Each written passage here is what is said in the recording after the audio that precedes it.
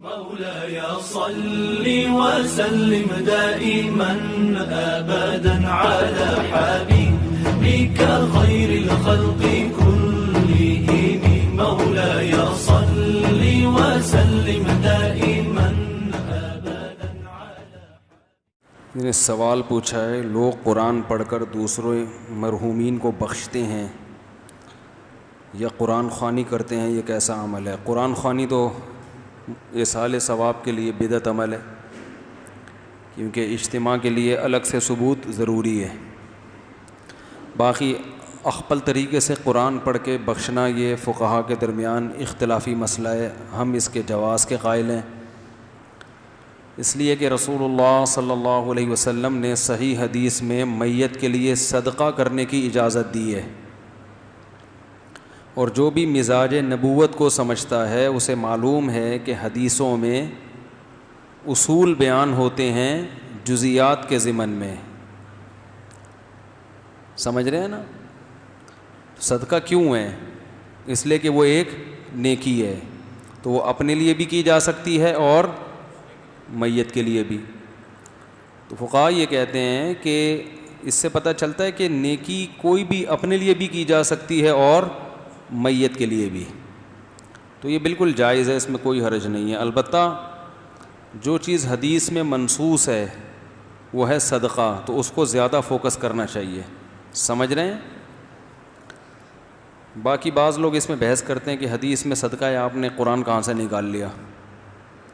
تو حدیث میں تو ایسے اور بھی ہیں، حدیث میں آتا ہے کہ انسان جب مر جاتا ہے تو 3 چیزیں باقی رہتی ہیں: صدقہ جاریہ، علم جس سے لوگ فائدہ اٹھائیں، یا نیک اولاد جو اس کے لیے دعا مانگے۔ تو اب کیا کوئی اولاد کے علاوہ کوئی اور دعا مانگے گا تو فائدہ نہیں ہوگا؟ ہوگا نا، وہ تو چوتھی چیز ہو گئی۔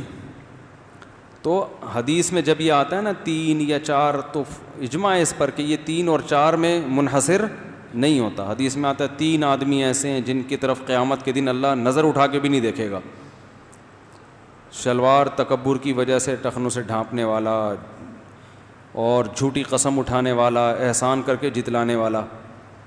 اب کیا مطلب صرف 3 ہی ہیں؟ اور بھی بہت ہیں جن کی طرف اللہ قیامت کے دن نظر اٹھا کے نہیں دیکھے گا۔ تو یہ 3 کا عدد یا 4 کا عدد جو حدیثوں میں آتا ہے نا، اس کا مطلب یہ انحصار نہیں ہوتا، بلکہ جب کوئی عدد متعین کر کے کوئی بات بیان کی جاتی ہے تو اس کا یاد کرنا آسان ہوتا ہے۔ تو اس کا مقصد صرف یہ ہوتا ہے کہ 3 آدمی ہیں جن سے اللہ ہم کلام نہیں ہوگا، تو فوراً دماغ ایک تیار ہو جائے گا کہ یہ 3 تو یاد کر لو۔ اس کا مطلب یہ نہیں کہ چوتھا نہیں ہو سکتا، قرآن میں اور بھی ہیں جن کے بارے میں آتا ہے کہ اللہ ان سے قیامت کے دن ہم کلام بھی نہیں ہوگا۔ یہود کے جو علماء تورات میں تحریف کیا کرتے تھے، تو تحریف کا عمل ایسا ہے کہ اللہ قیامت میں رحمت کی نظر بھی نہیں ڈالے گا، ہم کلام بھی نہیں ہوگا۔ تو اسی طرح حدیث میں جب ایک چیز آ گئی ہے کہ صدقہ کرو، تو اس کی ریزن کیا ہے؟ ریزن یہی ہے کہ وہ نیکی ہے۔ تو اس سے صاف پتہ چلتا ہے نیکی اپنے لیے بھی کی جا سکتی ہے اور میت کے لیے بھی۔ پھر اور بھی احادیث ہیں، نبی صلی اللہ علیہ وسلم نے قربانی کی اپنے لیے اور امت کے لیے، حالانکہ وہ تو نبی کے علاوہ ہے نا، تو وہ دوسرے کے لیے قربانی ہے۔ تو اس سے پتہ چلتا ہے کہ یہ بھی ایک نیکی ہے نا، قربانی۔ تو صدقہ بھی ہے، قربانی بھی ہے، تو کوئی بھی نیکی۔ لوگ یہ کہتے ہیں صحابہ نے کیوں نہیں کیا، قرآن کیوں نہیں پڑھا؟ تو اگر قرآن خوانی کی ہوتی صحابہ نے، پھر تو ہمیں پتہ چلتا ہے اجتماعی سطح پہ ہوتی ہے نا، تبھی وہ نہیں کی ہے، تو ہم اس کو بھی اسی وجہ سے بدعت کہتے ہیں کہ مرحومین کے لیے قرآن خوانی باقاعدہ یہ بدعت ہے۔ باقی انفرادی طور پر کسی نے میت کے لیے کوئی تلاوت کی ہے نہیں کی ہے، تو دل کی نیت ہے، تو اس کی نفی پر ہمارے پاس کوئی دلیل نہیں ہے، اور حدیث سے ثبوت ملتا ہے کہ نیکی کی جا سکتی ہے، تو نیکی میں عموم ہے۔ دوسری بات یہ کہ جس کام میں اللہ کی رحمت زیادہ ہو تو اس کو ترجیح دینی چاہیے نا۔ اگر ہم کہتے ہیں میت کے لیے صرف صدقہ جائز ہے، تو آپ نیک عمل کو کیا کر رہے ہیں؟ محدود۔ اگر ہم کہتے ہیں کہ صدقے کے علاوہ بھی نیکی جائز ہے، تو اس سے نیکی کی لوگوں کو ترغیب ہوگی۔ تو مزاج شریعت کے مطابق بھی دوسرا قول ہے جس میں آتا ہے کہ دوسرے کے لیے کرو، اس بہانے نیکیاں زیادہ ہوں گی، تو اچھا ہے نیکیاں کسی بھی بہانے زیادہ ہو جائیں۔